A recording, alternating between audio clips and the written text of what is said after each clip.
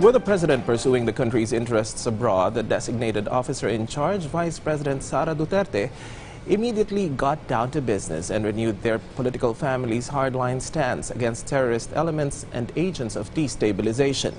Daniel Manalastas reveals what went on in the meeting with security forces in this report.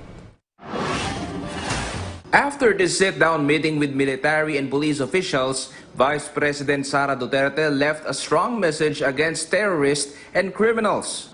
Our policy against criminals and terrorists and those that support and espouse their ideologies of violence should be hardline.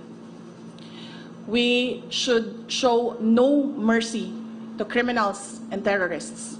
The meeting happened while President Ferdinand Marcos Jr. was on a state visit in Indonesia. Vice President Duterte is the officer in charge of the country, and according to her, peace and order was discussed during the meeting and how to maintain it, while the president is busy on his state visit.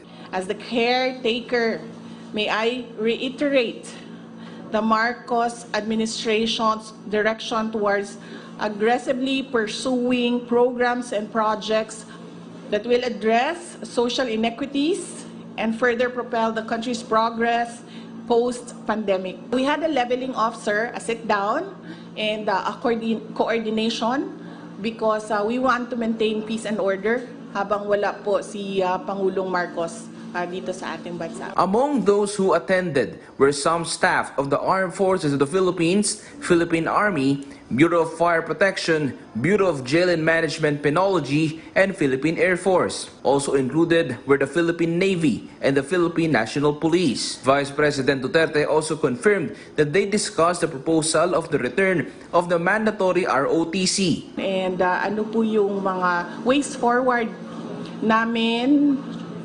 to give meat doon sa declaration ng ating Pangulo na ibalik ang ROTC as a mandatory requirement for citizens. Lastly, Vice President Duterte thanked the security sector for their integrity, commitment, and love for the country. Daniel Manalastas for The Nation.